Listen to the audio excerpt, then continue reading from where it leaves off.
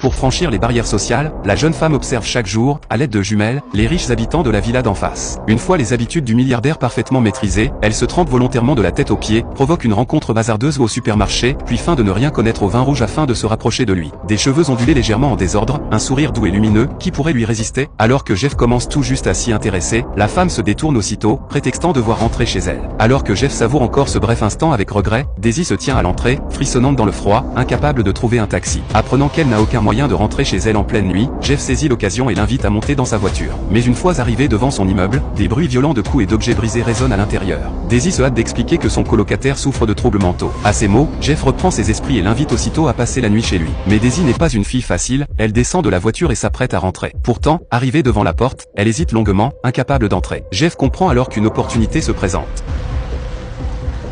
Offer still stands.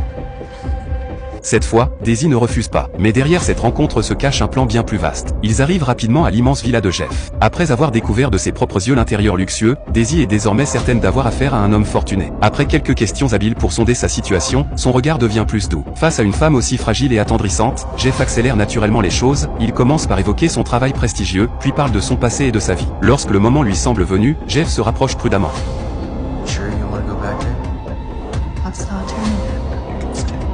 Les choses suivent alors leur cours, et tous deux passent la nuit à échanger avec enthousiasme dans cette villa somptueuse. Au lever du jour, Daisy a déjà disparu, tandis que Jeff dort encore, savourant le souvenir de la nuit précédente. Grâce à cette relation intime, il retrouve la trace du bar où travaille Daisy. Surpris par cette visite impromptue, Daisy paraît déconcertée. À la fin de son service, Jeff écoute le récit douloureux de son passé, ce qui renforce chez le riche homme un puissant instinct de protection. Mais au détour d'une rue, il découvre leur voiture vandalisée. Jeff ordonne aussitôt à l'homme responsable de partir. Celui-ci, loin d'être intimidé, se permet même de lancer que Daisy est plutôt jolie. Ses paroles provoquent aussitôt la colère de Daisy. Ces remarques attisent la fureur de l'homme, et le danger devient réel. Jeff se place instinctivement devant elle pour la protéger. Mais c'est lui qui en paie le prix.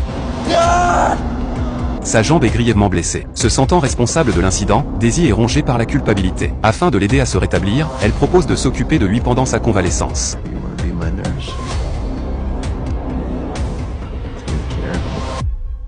Sous prétexte de rentrer chez elle pour préparer ses affaires, Daisy obtient discrètement le code d'accès de Jeff. Mais à peine arrivée chez elle, le propriétaire l'attend pour réclamer le loyer, insinuant que, si elle ne peut pas payer, elle pourrait se rattraper autrement. Ronald, if you evict us, you won't be able to spy on us in our bikinis. Pris sur le fait, le vieux propriétaire se ravise, embarrassé. En faisant ses valises, Daisy se heurte à un problème encore plus grave, son colocataire a déjà découvert son plan et s'en sert pour la faire chanter. Pour parvenir à ses fins, Daisy n'a d'autre choix que de calmer son colocataire. Elle retourne ensuite auprès du riche homme et joue parfaitement son rôle de femme douce et attentionnée. Durant cette période, leur relation devient de plus en plus intime, et Jeff baisse peu à peu sa garde. Chaque fois que Daisy l'endort en le cajolant, il a l'impression d'être le héros